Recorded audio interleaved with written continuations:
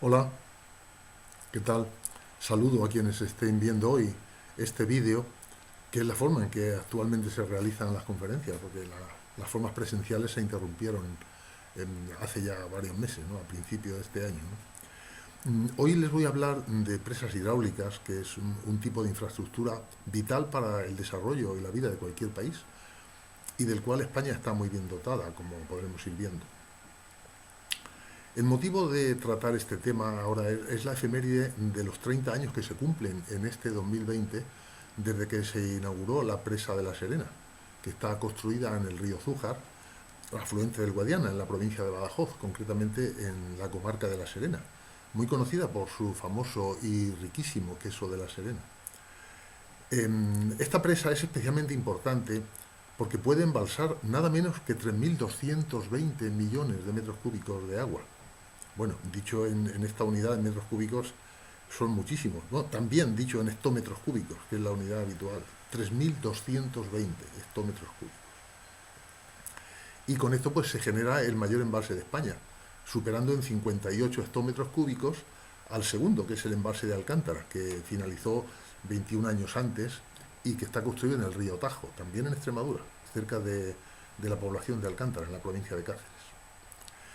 En el momento de su construcción, Alcántara fue el segundo mayor embalse de Europa. Y La Serena es ahora el tercero mayor de Europa, que es solo superado por el embalse de Alqueva, que está en el río Guadiana, en territorio de Portugal, y por el embalse de Cremasta, en Grecia. La presa de La Serena fue inaugurada por los Reyes de España el 2 de febrero de 1990, y respecto al día de la inauguración, aún recuerdo el primer intento que hicieron para hacerlo, pues tuvo que aplazarse unos días, porque el día previsto para ello amaneció con una intensa niebla y el helicóptero en el que venían los Reyes pues no pudo tomar tierra en el helipuerto de la presa, aunque por el ruido tan cercano que oíamos allí esperándoles, pues creo que estaría a menos de 50 metros del suelo, pero bueno, acabó levantando el vuelo. Voy a empezar definiendo lo que es una presa hidráulica. Por si acaso alguien no tiene el concepto claro, el término presa, mira, estoy viendo que la pantalla va a estorbar más que ayudar y la voy a suprimir. Decía que el término presa tiene muchas acepciones. Una de ellas podría ser señora privada de libertad, o una determinada pieza de la carne de cerdo, la presa, ¿no? Bueno, pues bromas aparte, aquí me voy a referir a esta otra definición en la que literalmente dice lo que vemos aquí en la pantalla. Es copiado del diccionario de la Real Academia Española. Muro grueso de piedra u otro material que se construye a través de un río, arroyo o canal para almacenar el agua con el fin de derivarla o regular su curso fuera del campo. Es decir, la presa es una estructura que se construye en el cauce de un río para crear un embalse con el fin de almacenar el agua de ese río. Y de ahí su apellido de hidráulica. Apellido que no necesitaría si la presa no significase también otras varias cosas. Desde luego en el argot de la ingeniería civil no se necesita ese apellido para saber de qué estamos hablando. Y no hay que confundir con prensa hidráulica, que aunque se parecen en nombre, pues se trata de una cosa muy diferente, como ya saben, ¿no? Es una máquina que sirve para comprimir algo mediante dos plataformas rígidas que se aproximan accionando un émbolo introducido en un cilindro lleno de agua, líquido o aceite. O sea, también un líquido, por eso hidráulico, la palabra hidráulica. Bueno, la presa de la foto es la presa que está construida en el embalse del Atazar, en la provincia de Madrid, en el río Lozoya, al norte de la provincia de Madrid. Y para hacernos una idea de tamaño, les diré que la capacidad de almacenamiento de agua del embalse de La Serena es casi 8 veces mayor que esta del Atazar. Los objetivos que se buscan cuando se toma la decisión de construir una presa son diversos. Las presas son obras que, según su tamaño y otras características, puede tener un presupuesto de construcción alto, pero sin duda que siempre resultan baratas por la mucha utilidad que tienen. Y me explico. Como ya hemos visto, la presa es una barrera, generalmente de hormigón o con escollera, que se construye sobre un río para embalsar el agua que circula por su cauce. Y hago un inciso para señalar la foto central de la parte izquierda que vemos en la pantalla, en la que hay una presa de escollera. Esa foto corresponde a una presa de las llamadas también de materiales sueltos. Y el agua que se embalsa es la que sirve para varios usos. que fundamentalmente son nada menos que abastecimiento de agua a la población o a la industria, producción de energía eléctrica o mecánica y regadío de terrenos agrícolas. Es decir, una presa forma parte de lo que durante varios meses padecidos con la pandemia hemos valorado como servicios esenciales. Porque atención a esto, las presas, primero, embalsan agua que va a nuestros grifos. Segundo, riegan los cultivos agrícolas que nos alimentan. Y tercero, aunque no todas las presas, producen energía eléctrica que va a nuestras casas. Es decir, hemos estado unos meses en que ni las carreteras, ni las líneas ferroviarias, ni los aeropuertos, ni otras muchas infraestructuras nos han servido para casi nada, al no poderlas utilizar.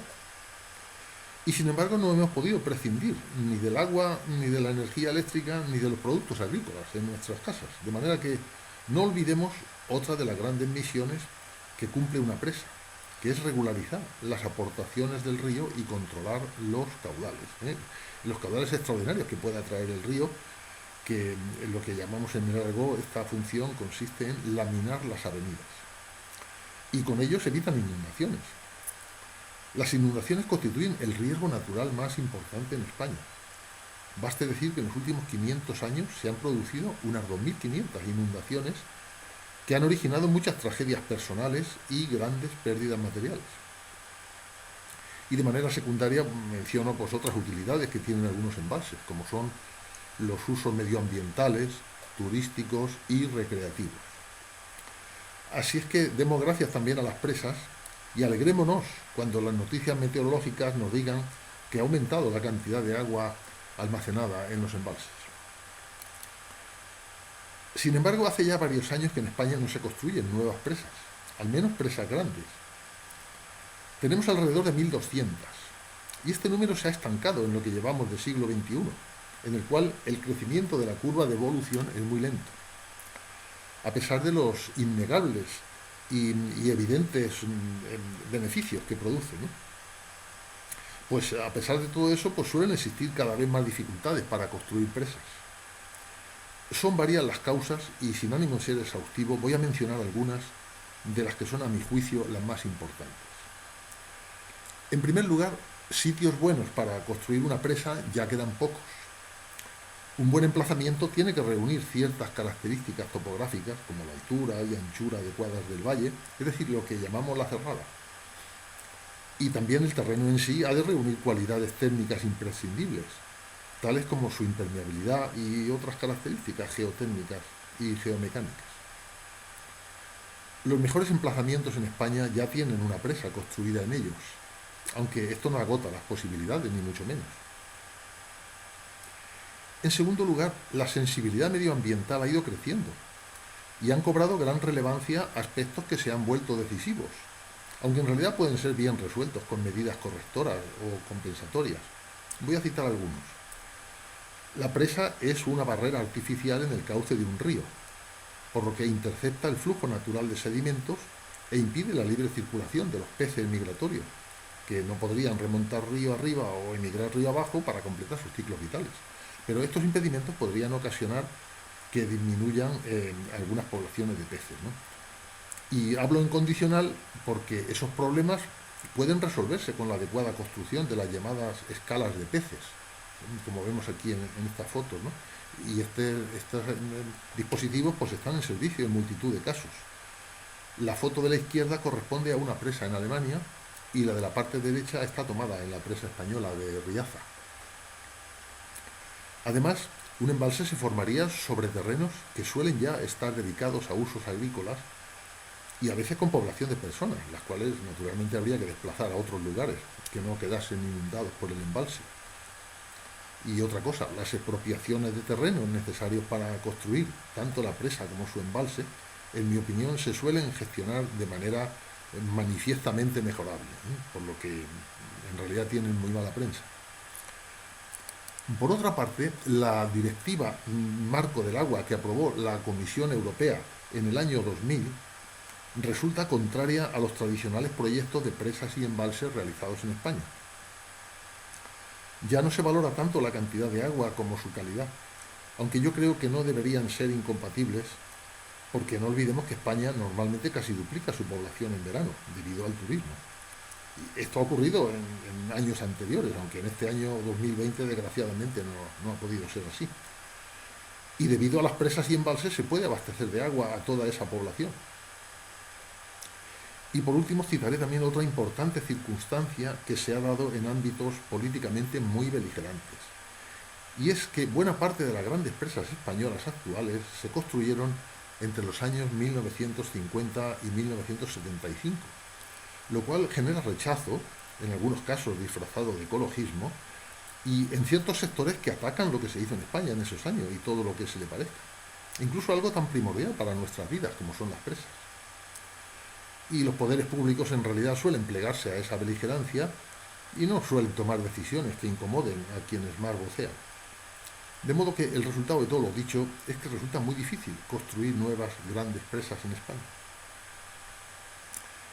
Este gráfico lo traigo aquí desagregado por cada una de las décadas del siglo XX y al final están todas juntas.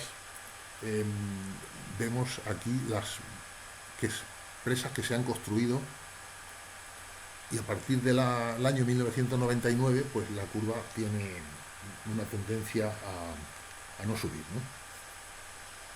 Como ya dije, actualmente en España hay poco más de 1.200 presas y ningún país europeo tiene más que nosotros. Solo hay más presas en países que son mucho mayores y más poblados que España, como son China, India, Estados Unidos y alguno más. De estas 1.200 presas, solo la cuarta parte, unas 300, son anteriores al año 1950. Y las 3/4 partes del total, es decir, unas 900, son posteriores a ese año 1950, de las que apenas unas 50 se han ido terminando en este siglo XXI. El grueso del número total, 850, es decir, el 70% de las 1.200, se construyeron en la segunda mitad del siglo XX. Aunque cada vez se construyen menos presas en España, la demanda de agua es creciente, por lo cual se recurre a otro tipo de soluciones, como la reutilización de aguas usadas, la sobreexplotación de agua subterránea y la desalinización del agua del mar. Esta última actividad se potenció mucho con decisiones políticas con las cuales se derogó en el año 2005 el Plan Hidrológico Nacional, que ya estaba en marcha tras haber sido publicado en el BOE en el año 2001.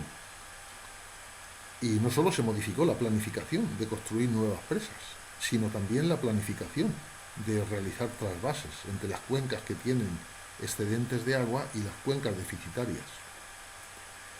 Y quienes recuerden las fechas de la alternancia de partidos políticos en el gobierno de España, pues tienen un dato adicional sobre estas decisiones. En España, el sistema hidrológico se caracteriza por una gran irregularidad. Con demasiada frecuencia pasamos de la sequía a la inundación o viceversa. Es decir, se producen demasiadas veces las dos situaciones extremas de esta gran variabilidad. Y eso, sin ninguna duda, ha sido un aliciente histórico para la construcción de infraestructuras hidráulicas que paliaran las desastrosas consecuencias de ambos fenómenos, con el fin, como he dicho antes, de garantizar la disponibilidad del agua, que es indispensable para la vida, y también de reducir o eliminar las riadas, que tanto daño producen. Vemos también en este gráfico que hasta el año 1900 había en España algo más de 50 presas, muy pocas. La tradición en España en la construcción de presas es muy larga, porque arranca en la época romana, que se inicia con las presas de Proserpina y Cornalvo, que fueron construidas cerca de Mérida en el siglo I, y aún están en servicio 2000 años después. Vamos a ver esta foto primero, que corresponde a Proserpina. Ambas forman parte de lo que se denomina Conjunto Arqueológico de Mérida, que fue declarado Patrimonio de la Humanidad por la UNESCO en 1993. Esta presa romana de Proserpina está situada a unos 5 kilómetros de Mérida y la capacidad de su embalse es de 6,5 hectómetros cúbicos. La altura máxima de la presa es de 21,60 y su longitud de coronación es de 428 metros. Es desproporcionadamente grande en relación con la altura, es decir, unas 20 veces más. Y ello es debido a que la cerrada, lo digo esto entre comillas, la cerrada en la que está construida la presa, pues es bastante abierta.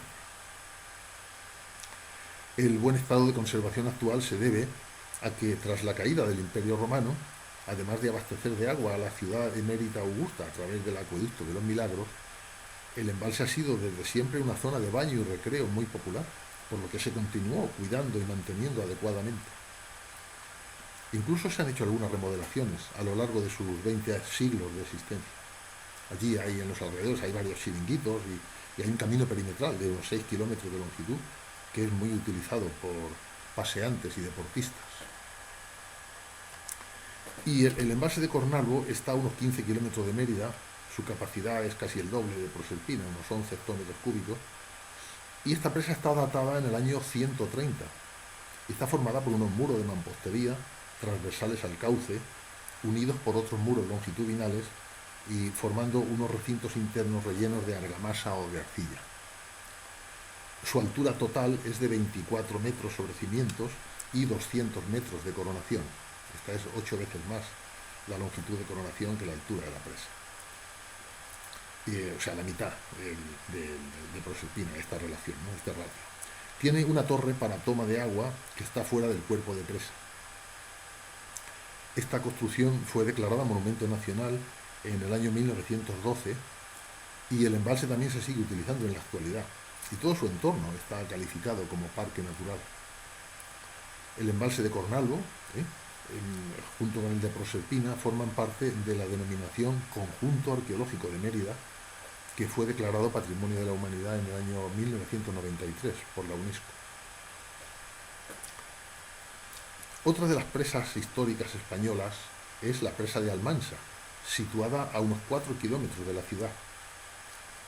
La fecha de su terminación se data en el año 1584 y a lo largo de estos más de 4 siglos ha tenido varias modificaciones y reparaciones.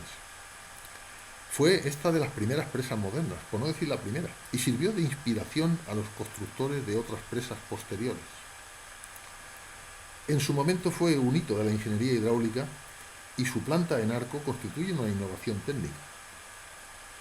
También fueron innovaciones su finalización y el hecho de que su propiedad pertenece al ayuntamiento, algo que resulta un poco sorprendente por haberse llevado a cabo en una pequeña ciudad del siglo XVI. Otra circunstancia llamativa en esta obra es que el término municipal de Almansa no tiene río. Esta presa no está construida sobre un río. Lo que hay es una zona endorreica que recibe aguas pluviales sin salida hacia ningún otro río. Y termino este pequeño resumen histórico añadiendo otras 2 presas a las 3 ya citadas. Son la presa de Tibi y la de Arguis. Las 5 están entre las obras de ingeniería hidráulica más antiguas de Europa. No tenemos tiempo para entrar en mucho detalle, pero esta presa de Tibi merecería un capítulo para ella sola. Sus obras comenzaron en 1580 por mandato del rey Felipe II en el cauce del río Monegre, que está en el término municipal de Tibi, en la provincia de Alicante. Y a finales del siglo XVI fue la presa más importante de Europa por su altura, que tiene más de 40 metros. Y esta altura no se superó hasta la construcción de las grandes presas en los años de la Ilustración. Junto con el embalse de Almansa es uno de los más antiguos que funcionan actualmente en Europa, y siendo este el que ha funcionado ininterrumpidamente durante más tiempo. La capacidad del embalse es solo de 2 hectómetros cúbicos y la presa es de tipo gravedad, con una altura de 46 metros y una longitud en coronación de 65. Es decir, poco más de vez y media, casi no llega a vez y media de el ratio entre longitud y altura, ¿no? Es decir, es muy alta para la época y es muy estrecha para esa altura, lo cual es debido a que está construida en una magnífica cerrada. Esto sí que es una buena cerrada, que se encuentra entre 2 peñascos de roca que son casi verticales, lo cual proporciona también una estabilidad y una resistencia muy buenas para alojar los estribos de la presa, que se empotran en la roca, ¿no? Y la anchura de la cerrada abajo en el cauce es de tan solo 9 metros. Su innovadora planta curva supuso una importante aportación técnica que inspiró luego las modernas presas arco. Y la quinta de las 5 presas que he mencionado que está en servicio tras varios siglos es esta presa de Arguis, al norte de la ciudad de Huesca, en el río Isuela. Su construcción empezó a finales del siglo XVII y fue inaugurada en el año 1704 y fue recrecida en 1929, pronto hará un siglo. Es la presa más antigua de las que están en uso en Aragón. Su capacidad actual de embalse es de 2,7 hectómetros cúbicos y sus aguas se destinan al regadío. El entorno es un paraje natural en el que hay abundante práctica de la pesca y del cicloturismo. Bueno, y hecho este pequeño repaso histórico de las presas más antiguas que hay en España, vamos a ver ahora algunas cifras interesantes. Actualmente, a pesar de la cantidad de presas que tenemos en servicio, la capacidad de almacenamiento del agua de lluvia que cae en España no llega al 50%. Los embalses españoles tienen una capacidad de almacenamiento de 54.000 hectómetros cúbicos y se puede aumentar esa capacidad embalsada un 30% más, hasta llegar a los 70.000 hectómetros cúbicos. Y las decisiones para hacerlo tienen que partir de los poderes públicos, porque la necesidad de hacerlo es patente y ha sido manifestada con insistencia por las asociaciones de regantes. Precisamente las regiones españolas que padecen una pluviometría más escasa, que están situadas en el sur y en el este de España, son las que aportan más cultivos agrícolas y por tanto son las que más necesidad tienen de agua para regadíos. El dato es revelador, casi el 70% del agua que se consume en España está destinada a regadíos agrícolas. La ley dice que los decisores políticos y de la administración pública tienen la obligación de realizar una adecuada planificación hidrológica para satisfacer las demandas de agua presentes y futuras en España. Es decir, es una obligación que legalmente les responsabiliza. Y aunque una buena parte de las demandas de agua están razonablemente cubiertas en la actualidad, no lo están todas. Y las presas tienen un papel importante para lograr ese objetivo, junto con otras soluciones alternativas. Las confederaciones hidrográficas, que son quienes gestionan el dominio público hidráulico al cual pertenecen los ríos, tienen estudiadas actuaciones en más de 20 nuevas presas para construir o recrecer en los próximos 20 años, con una inversión conjunta de alrededor de 1.000 millones de euros. Algunas son para prevenir inundaciones, otras son para embalsar agua para abastecimiento a poblaciones y riego, y otros proyectos son para recrecimiento de presas ya existentes. Las pocas presas que se construyen, ahora o en el futuro, han de cumplir cada vez requisitos más exigentes, sea de tipo medioambiental o de tipo social y por supuesto, de seguridad. Y la competencia profesional de esta actividad corresponde a los ingenieros de caminos. Por cierto, en el escudo y en el nombre de esta especialidad no figura el nombre de las presas, figuran 3 tipos de infraestructuras, como son los caminos, los canales y los puertos, pero no se mencionan las presas. Cabe suponer que será así para que el nombre no resulte demasiado largo. Y quizá tal vez, igual que carreteras y líneas ferroviarias se engloban en la palabra caminos, pues se podrían haber englobado los canales y las presas con la palabra hidráulicas. En fin, no sé, está así desde hace muchísimos años y en realidad tampoco es imprescindible cambiarlo.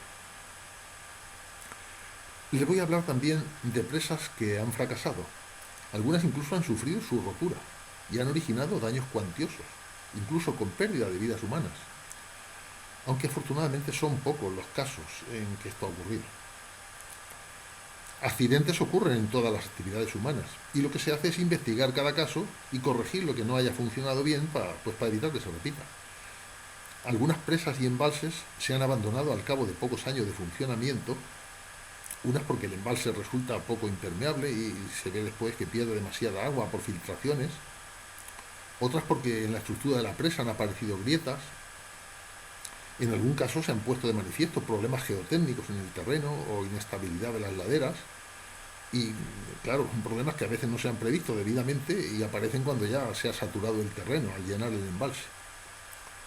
Y en alguna otra se han producido aterramientos del embalse por sedimentos transportados por el río. Es decir, son varios los problemas que pueden surgir, aunque afortunadamente ocurren en pocos casos y aunque solamente un caso ya sería demasiado, son muy pocos los casos en los que la presa se ha derrumbado, originando pérdida de vidas humanas y grandes daños materiales.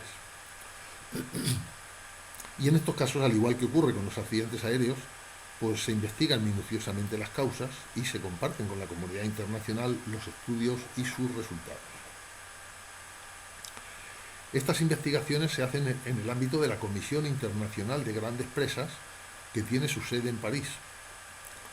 Los idiomas oficiales en los que se desarrollan sus trabajos son el francés y el inglés.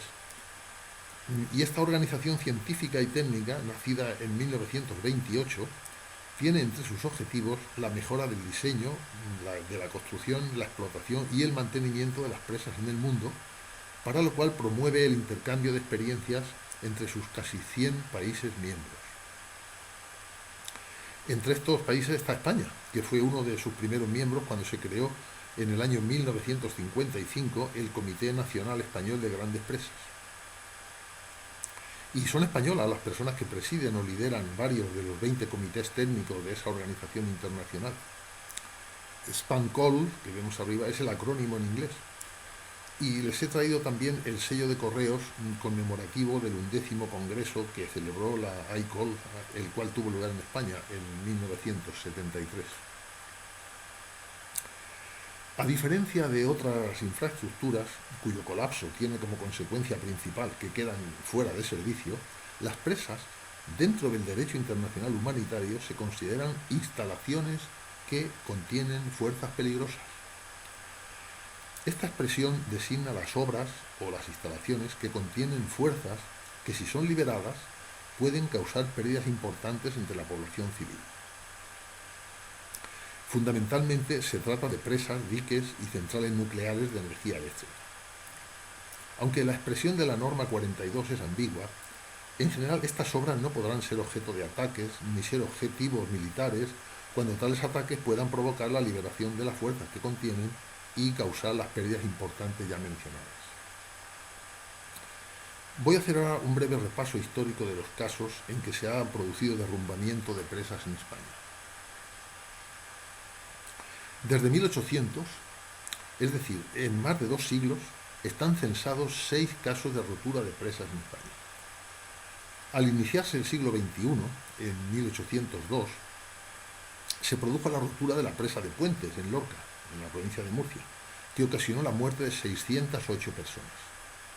Resumiendo los informes técnicos que se elaboraron posteriormente, vemos que la causa principal se debió a un fallo en el terreno de cimentación tras unas lluvias torrenciales que habían sido especialmente intensas.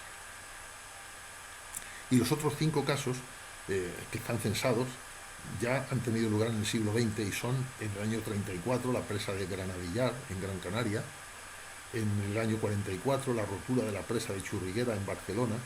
Esta originó 6 personas muertas, la anterior 8. En el año 65 la presa de Torrejón, en Extremadura, se rompió ocasionando 54 muertes. Y los 2 que he puesto en color rojo son casos en los que voy a extenderme un poco en su descripción. La rotura de la presa de Vega de Tera, cerca de Ribadelago, ocurrida en 1959, es la segunda mayor tragedia tras la de 1802. En Ribadelago murieron 144 personas y esta tragedia seguirá para siempre en el recuerdo de los habitantes de la comarca de Sanabria, en la que estaba la presa, que fue construida en el cauce del río Tera, aguas arriba del lago de Sanabria. Esta construcción se realizó de manera deficiente, como se vio después. El cemento no era precisamente una de las cosas que sobraron en España en los años 50 del siglo pasado. Y los informes técnicos posteriores señalaban también la mala cimentación que se había hecho de alguna de sus partes, a lo cual se unió la gran cantidad de agua que cayó por las intensas lluvias de días anteriores. La presa aguantó unos 2 años tras su puesta en servicio, hasta que durante la noche del 9 de enero de 1959 se rompió y arrasó el pueblo de Ribadelago, situado pocos kilómetros aguas abajo de la presa. Se produjo un gran movimiento solidario de apoyo a las víctimas, tanto desde España como en el ámbito internacional.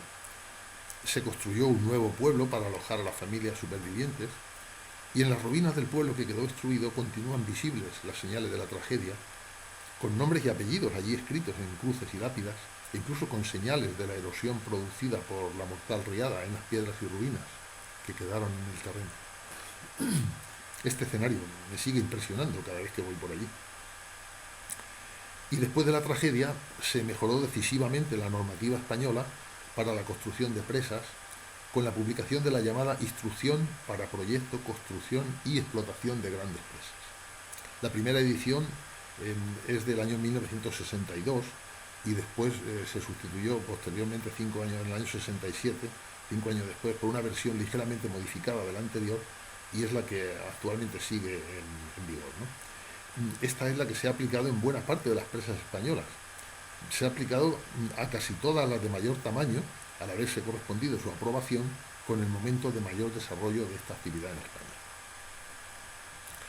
Y la última catástrofe ocurrida fue una presa en cuya construcción participé muy directamente, residiendo allí casi 4 años a pie de obra. Me refiero a la presa de Tous, en la provincia de Valencia, cuya destrucción originó la muerte de 30 personas y enormes daños materiales. Esta foto es como estaba la presa antes de su destrucción. Utilizo la palabra destrucción porque es la adecuada en este caso, frente a otras que también se emplearon, como reventón, caída, rotura, se vino abajo la presa, derrumbamiento. Es decir, estas expresiones inducen a confusión para conocer la situación de lo que realmente ocurrió. La Agencia Estatal de Meteorología calculó que las lluvias dejaron el día anterior más de 1000 litros por metro cuadrado acumulado en un área relativamente pequeña aguas arriba de la presa. Quizás esta es la peor gota fría de la historia del Levante español. Y eso que el historial de estos fenómenos en esa región es bastante amplio y también trágico en algunos otros casos, como el desbordamiento del río Turia, que había ocurrido 25 años antes, en octubre del 57, a su paso por la ciudad de Valencia, lo cual dio lugar a construir el nuevo cauce del Turia, que también conocen los valencianos y sus visitantes, ¿no? Como decía, el 20 de octubre de 1982, casi 6 años después de terminada la construcción, las provincias de Valencia y Alicante sufrieron una de las peores inundaciones de su historia. Se produjo la llamada ciclogénesis explosiva, se llenó el embalse rápidamente y como consecuencia la presa comenzó a rebosar por su coronación al no haberse podido abrir las compuertas a tiempo. Naturalmente intervino después el Comité Internacional de Grandes Presas, que es el organismo que he citado antes, el cual dictaminó que la destrucción no se debió a que la presa estuviera mal construida, sino a que no se abrieron las compuertas del aliviadero hasta que ya era demasiado tarde. Como suele suceder cuando las cosas vienen mal dadas, pues se había producido una coincidencia de varias circunstancias desastrosas. La primera anormalidad fue la enorme cantidad de agua que había llovido y coincidiendo con ello falló el suministro eléctrico para los motores que deberían elevar las compuertas porque se había producido la caída de algunos tramos de la línea eléctrica. Falló también la posibilidad de suministro eléctrico con grupos electrógenos, que es la alternativa que estaba prevista, y tampoco se pudieron accionar las compuertas manualmente, es decir, fallaron las 3 posibilidades de abrir las compuertas a tiempo. En el gobierno civil de Valencia se barajó también la posibilidad de volar las compuertas con dinamita, pero se descartó, previendo la enorme riada que se produciría. Y el embalse siguió llenándose hasta que el agua rebosó por encima de la presa y la fue desmoronando. Es decir, no fue una rotura súbita, sino que fue un desmoronamiento relativamente lento, sobre todo al principio. Y para entender mejor lo que pasó, voy a explicar un poco cómo estaba construida esta presa. La presa de Tous comenzó a construirse en 1954 con hormigón, lo que en el argot se llama una presa de gravedad. Y en 1957, estando la construcción bastante avanzada, habiendo terminado los bloques de hormigón en ambos estribos, que es lo que podemos ver en los extremos, aquí, en este extremo, este es uno, y en este otro, esto estaba ya terminado, faltaba la parte central, entre ambos estribos, y que tiene 140 metros, y esta parte central, lógicamente, es la que estaba más directamente sobre el cauce del río. Y al llegar a ella se pararon las obras porque se observó que había una falla geológica que atravesaba el cauce del río Júcar, precisamente en esa zona. Es decir, esa parte central era un terreno heterogéneo, con más permeabilidad y menos capacidad portante que las laderas rocosas sobre las que ya estaban construidos los estribos con hormigón. Bueno, pues a partir de ahí, de esa interrupción de las obras, se ampliaron los estudios geológicos y geotécnicos y además se realizaron ensayos en modelo reducido y se elaboró un nuevo proyecto para construir esa zona central del cuerpo de la presa con materiales sueltos. Es decir, unos gruesos mantos de escollera, aguas arriba y aguas abajo, para aportar la estabilidad, los mantos de escollera con un núcleo central de arcilla, en este caso para aportar la impermeabilidad, y con capas intermedias de filtros entre ambos materiales, pues para evitar que esto se mezclara. Bueno, pues esta era y sigue siendo una solución técnica muy acreditada en todo el mundo para casos similares, porque entre otras cosas la tensión que produce en el terreno es de muchos menos kilos por centímetro cuadrado, porque no todos los terrenos tienen capacidad portante suficiente para soportar una presa de hormigón. Y lo que sí se construyó con hormigón armado fue el enorme aliviadero con una gran capacidad de desagüe que estaba prevista para 7.000 metros cúbicos por segundo. A ver, este es el aliviadero, que está construido junto con el cuerpo de presa de escollera en la zona central. Pero como ya he indicado antes, al no entrar en servicio el aliviadero porque no se pudieron abrir debidamente las compuertas, rebosó el agua por encima de la presa y fue arrastrando la escollera y abriendo un surco cada vez mayor, por el cual acabó escapando una gran riada. Es decir, el agua tenía que haber salido por el aliviadero, no por encima de la presa. Para que se entienda mejor, voy a poner un ejemplo de cómo una obra bien construida resultaría destruida si se la somete a condiciones de uso para las cuales no está proyectada. Imaginemos una autopista, la cual está proyectada para circular por ella ruedas de vehículos de goma, en la que circulara un vehículo sobre orugas de tipo tanque, o un tractor agrícola con la reja del arado funcionando. Es decir, la carretera se destruiría, pero no por estar mal construida, sino por haberla usado mal. Y las consecuencias judiciales de este desmoronamiento afectaron a ingenieros de la administración que habían sido responsables del proyecto, de la explotación y del mantenimiento de la presa, y no afectaron a nadie de quienes habíamos intervenido solamente en la construcción material de la misma. Por cierto, uno de los encausados reconoció públicamente que la presa estaba bien construida y puso otro ejemplo para explicar esta destrucción, diciendo que es lo que ocurría en un edificio de vivienda en el que los habitantes fuesen elefantes en lugar de personas.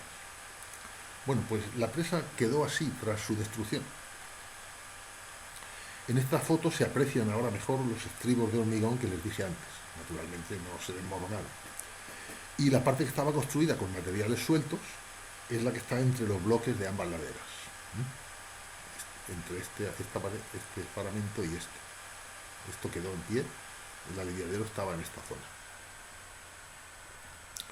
Está aquí, sí, el aliviadero que también estaba en hormigón siguió quedando aquí. Este sería el hueco de una de las compuertas, este sería el otro, y esta es la parte de aguas abajo, por donde tenía que haber circulado el agua. Este muro cajero que separaba la escollera del aliviadero, este quedó en pie naturalmente también, bueno, parcialmente, aquí hay una parte que no. Total, que la nueva presa que se ha construido ahora en el lugar de la que estaba ahí, esta foto corresponde a ella, es de materiales sueltos también, con núcleo de arcilla, es más grande y tiene un aliviadero enorme, lo vemos aquí. Este aliviadero está construido con hormigón y es de labio fijo. ¿Qué significa esto? Pues que no tiene compuertas, no tiene que depender de que se abran, o sea, no hay compuertas. Lo vemos aquí, como digo, y en cuanto el agua, lo vemos aquí en esta parte, y en cuanto el agua supere la cota de este labio fijo, empieza a desaguar y a no subir el embalse, suponiendo que la aportación del río no sea mayor que la capacidad de desagüe del embalse, que por cierto es 3 veces más que la anterior, que la que estaba prevista anteriormente.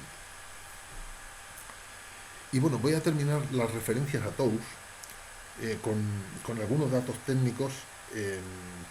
Bueno, antes le voy a explicar que lo que vemos aquí en la parte izquierda de la foto es una estructura, esta torre con esta conducción. Esta estructura es la toma de aguas que, elevando el agua por bombeo desde el embalse, pues la pone a la cota necesaria para que circule luego por el canal Júcar-Turia. Como decía, voy a terminar de hablar de TOWS con algunos datos técnicos de la presa actual. Esta es la sección tipo, que está construida con espaldones de escollera. Este sería el espaldón de aguas arriba. Bueno, este es un esquema que marca la superficie del agua. Este sería el espaldón de aguas abajo. Este sería el núcleo de arcilla, impermeable entre ambos, y aquí unas capas de filtros que se van construyendo por tongadas horizontales. Todo esto es para, estos filtros, como digo, para separar ambos materiales, la escollera y la arcilla. Pronto se van a construir, se van a cumplir 25 años de la inauguración de esta presa, y que tiene 136 metros de altura y algo más de 1 kilómetro de longitud. Y la capacidad del embalse no es demasiado grande, pero el aliviadero tiene casi el triple de capacidad que el anterior, y además, como ya he dicho, funciona automáticamente. Funcionaría cuando sea necesario sin tener que abrir compuertas. Bueno, pues estamos ya en el último tramo de esta charla, y lo voy a dedicar a ver esta pantalla. En esta pantalla estamos viendo los distintos tipos de presas. Un esquema, ¿no? Esta es la presa de gravedad de hormigón convencional. Esta es una presa del tipo de la anterior, aligerada para que tenga menos hormigón, pero con contrafuertes que hacen también contribuyen a la estabilidad. Esta es la presa típica de la sección tipo de escollera, con sus espaldones de escollera y el núcleo central de arcilla. Y esta es una presa de tipo bóveda, en arco, tipo bóveda. Las presas de gravedad, ¿por qué se llaman así? Pues porque por su propio peso resisten el empuje del agua que se embalsa, y no necesita ni unos buenos estribos para alojarla. Esta sí, esta necesita que haya estribos rocosos para alojar los extremos de la presa. Claro, por eso es un cascarón tan fino. El Atazar, que hemos visto antes, es una presa de este estilo. Bueno, decía que La Serena es una presa con tipología convencional, que es una presa de gravedad, es decir, de las que resisten el empuje del agua por su propio peso. Y no es nada convencional la presa de La Serena respecto a su importancia, ya que, como he dicho, genera el mayor embalse de España y el tercero mayor de Europa. Les he traído aquí los 6 embalses mayores que hay en España en servicio. 3 de ellos, La Serena, Alcántara y Cijara, están en Extremadura, y luego está Mequinenza en Aragón, Almendra en Castilla y León, y Buendía en la Comunidad de Castilla-La Mancha. Excepto La Serena, los otros 5 se inauguraron en solo 14 años, el periodo que va entre 1956 y 1969. La cola del enorme embalse de La Serena está como a unos 50 kilómetros de la presa y llega hasta las provincias de Ciudad Real y de Córdoba.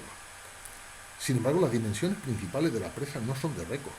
Tiene casi 100 metros de altura máxima sobre cimiento y solo unos 600 metros de longitud en coronación, ya que su emplazamiento aprovecha un estrechamiento del río que hay entre dos colinas. No es usual que una presa tenga agua embalsada por detrás y por delante de la misma, como la tiene La Serena. En esta foto y en otras posteriores vemos agua por ambos lados, y eso es porque La Serena está construida dentro de otro embalse, el embalse llamado del Zújar.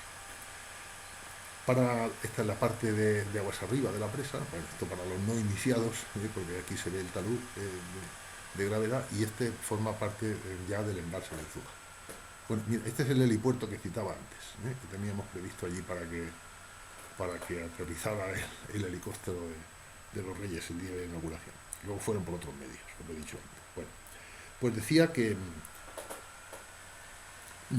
para la construcción de La Serena se emplearon algo más de 1,1 millones de metros cúbicos de hormigón en masa, que es una cantidad bastante considerable.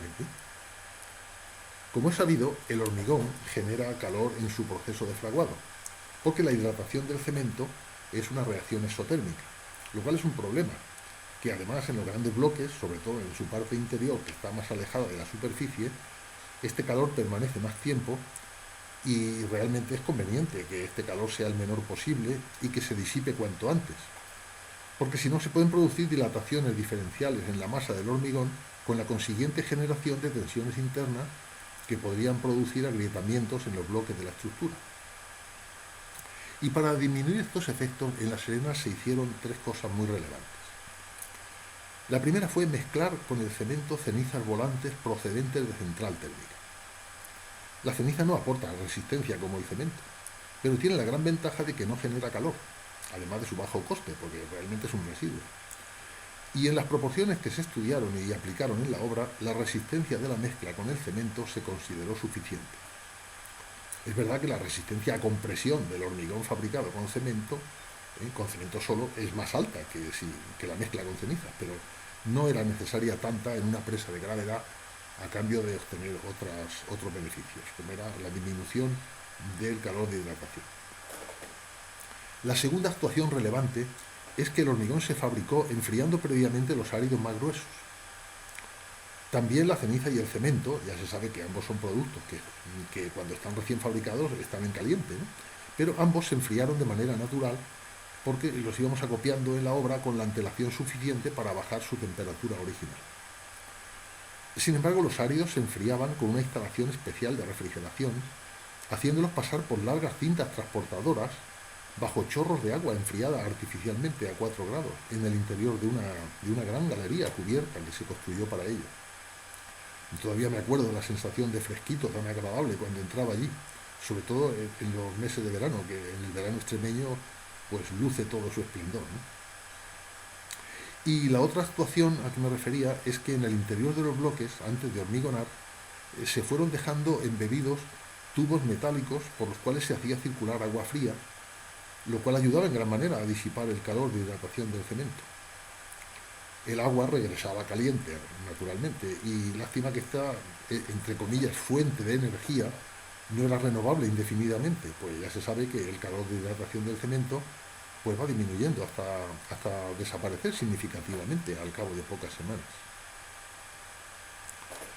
En los años 30, desde que fue construida, en los 30 años en los que fue construida esta presa, que hace ya de su construcción, esto ha contribuido a evitar las tragedias que suelen producirse con el desbordamiento de los ríos. El río Zújar es uno de los ríos con mayor irregularidad hidrológica en toda España, con aportaciones máximas censadas en torno a los 3.000 hectómetros cúbicos anuales y mínimas por debajo de 20, es decir, entre 20 y 3.000 hectómetros cúbicos anuales, que es un rango muy amplio. Claro, esta gran irregularidad, con la consiguiente desconfianza y temor que genera entre la población, pues es una de las causas de las que en las riberas de este río no hubiese importantes asentamientos de población que hubiera habido que trasladar, como se ha hecho en otros casos, tanto en España como en otros países.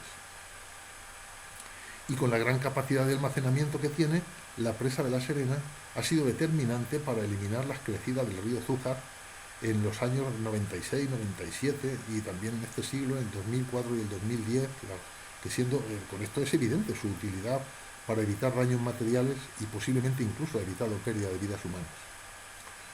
En la foto que vemos aquí, el aliviadero está soltando agua solo por 2 de sus 8 compuertas y de esta forma el agua continúa río abajo controladamente. Y eso pues contribuye decisivamente a evitar imágenes como estas, que ya hemos visto demasiadas veces en demasiados lugares. La retención de las aguas en un embalse pues es una mina para el riego y en el caso de La Serena pues hasta 14.000 hectáreas de cultivo en toda la comarca, aunque también se utiliza para abastecimiento de agua a poblaciones y para la producción de energía eléctrica. La producción eléctrica de La Serena no es demasiado relevante. En la presa está instalada una central hidroeléctrica de 23.300 kilovatios de potencia, que aunque no es una cifra enorme, pues contribuye a generar energía renovable, como es la energía hidroeléctrica. Vemos 2 fotos de la central, una exterior y otra está tomada desde el interior de la misma. Y les he traído aquí, lo que vemos a la izquierda abajo, es un esquema de cómo se relaciona un embalse con su central hidroeléctrica. La presa, el embalse y unas tuberías que llevan el agua a la central. Claro, este agua, ¿qué presión tiene? Pues tiene toda la presión que le dé la altura del embalse. Y es lo que hace que funcionen, que giren las turbinas. Esta altura es un parámetro muy importante. En estos casos es lo que se denomina el salto de la presa, y es la diferencia de cota entre la superficie del embalse y la superficie, el salto no es solo, a ver, no es solo la altura esta de la presa, sino es la diferencia que hay entre el nivel del agua en el embalse y la cota de las turbinas. Y cuanto mayor sea el salto, pues mayor será la producción eléctrica. Dado que la cota de la central es fija, pues esta está construido ya con una cota fija y lo que interesa es que esto sea lo más alto posible, el embalse esté lo más lleno posible. Desde la construcción de la central hidroeléctrica en esta presa, que se construyó 5 años después, en el año 95, pues ha turbinado casi 6.000 hectómetros cúbicos, produciendo más de 400 gigavatios hora. O sea, en promedio unos 16 millones de kilovatios cada año, kilovatios hora cada año. Y con la perspectiva que dan los 30 años transcurridos, pues podemos decir que la enorme capacidad del embalse de La Serena necesita años que sean hidrológicamente buenos. Y esto no siempre ocurre. Pero cuando ocurre resulta ser un aliado imprescindible para la laminación de avenidas del río y también para atender las necesidades de abastecimiento de poblaciones y del riego de las tierras agrícolas en las mayores zonas regables de la cuenca del Guadiana.